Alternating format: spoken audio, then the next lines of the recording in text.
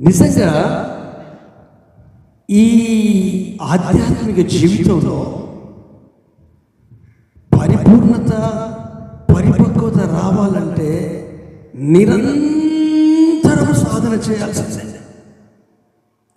పరిశుద్ధత్వం పొందుకోగానే అయిపోదు, బాప్తిసం తీసుకోగానే అయిపోదు, వాక్యం తెలవంగానే అయిపోదు, 10 ఆజ్ఞలు తెలవంగానే అయిపోదు, ఆ మేఘం కింద ఉండగానే అయిపోదు, మన్నాను భుజించగానే అయిపోదు. కానీ ఏదైతే నీకు అనుగ్రహించబడిందో అనుగ్రహించబడిన దానిని చివరి వరకు నడవాలి.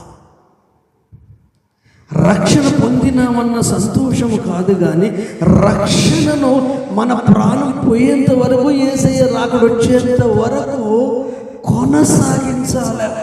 ఈ కొనసాగింపులో, ఈ ప్రయాణములో ప్రాబ్లమ్స్ వస్తాయి. ఎన్ని ప్రాబ్లమ్స్ వచ్చినా ఆత్మీయ జీవితం కుంటుపడదు, ఇన్నర్ లైఫ్ కుంటుపడదు. దేవునితో ఉన్న బంధం ఉందే అది బ్రేక్ అయిపోయింది. మనుషులతో బ్రేక్ అయిపోయింది, నో ప్రాబ్లం. ప్రాణశత్రుడు ప్రాణమిత్రులుగా మారుతాడు, ఆయన చూసుకుంటాడు. సేవకులతో బ్రేక్ అయిపోయింది, నో ప్రాబ్లం. ఫ్యామిలీ మెంబర్స్తో బ్రేక్ అయిపోయింది, నో ప్రాబ్లం. కానీ ఆ దేవుడితో నువ్వు బ్రేక్ అవ్వద్దు.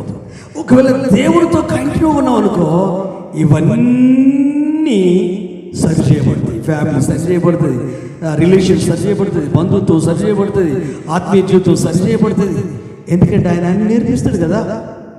క్షమించాలని నేర్పిస్తాడు, ఓర్చుకోమని నేర్పిస్తాడు, సహించమని నేర్పిస్తాడు. నేను భరించాను, నువ్వు భరించాను. నేను అవమానాన్ని నిర్లక్ష్యం చేశాను, నువ్వు నిర్లక్ష్యం చేయంటాడు. నీ ఎదుట ఉంచబడిన ఆనందం కొరకు నువ్వు సిలువను, శ్రమను సహించవచ్చు. ఎందుకంటే ఆయనతో ఉంది కదా. ఆయన ఎప్పుడు నేను రాంగ్ రూట్లో నడిపించవచ్చు.